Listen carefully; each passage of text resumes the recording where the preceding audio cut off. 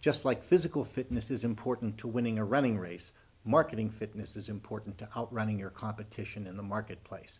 To find out how, stay tuned.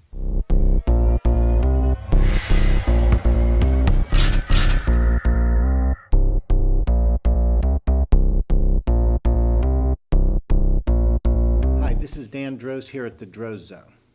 There's an old story about two guys on a hike in the woods.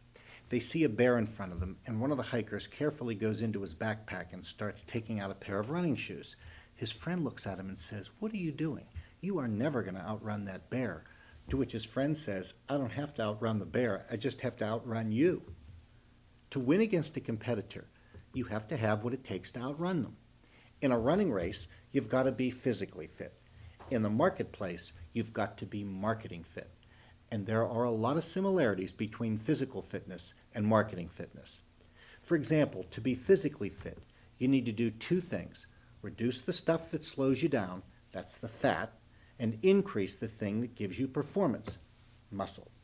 To be marketing fit, you need to reduce the fat of marketing, that's the cost of business acquisition, and increase the muscle of marketing, which is the perceived value of your product or service.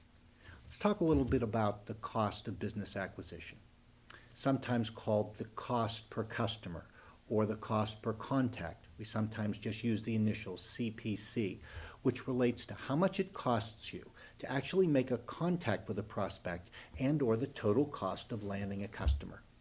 Just imagine how fast you could grow if you didn't have to spend any time or money to get a new piece of business.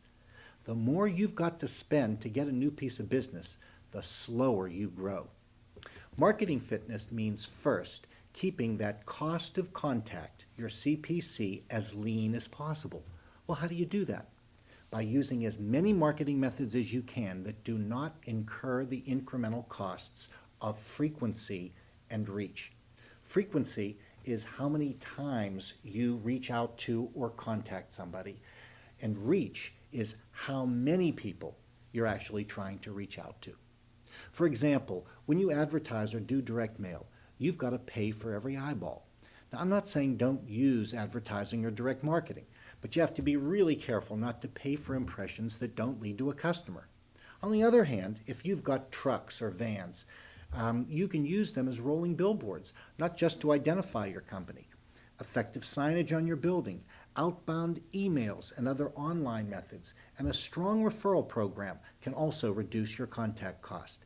Basically anything that does not require the incremental costs of frequency and reach. Let's talk a little bit about perceived value. Well, how do you increase the perceived value of your product?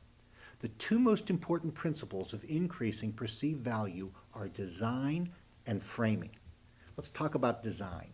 Design is all the things that impact the appearance and emotional connection of your product or service. As much as we want to dismiss first appearances, the way your products and marketing materials look can have an enormous impact on the value that people assign to your business, product, or service. Similarly, framing, the words or phrases you use to describe something, can strongly influence the perception of value. We've got a client, for example, that makes products out of recycled materials. Well, when they called them recycled, they had a very low perception of value. So they just changed one word, the word recycled, to the word collectibles. When they called them collectibles, because each one was different, the perception of value was much higher, so they could actually charge a higher price for the same product. A healthy marketing program focuses on reducing acquisition cost and increasing perceived value. If you'd like more details on how to reduce the cost of marketing and increase the perceived value of your products or service, just click below for our free guide and audio program. And they can help you get in shape for winning the race in the marketplace. This is Dan Droz here at the Droz Zone. Now let's get out there and sell something.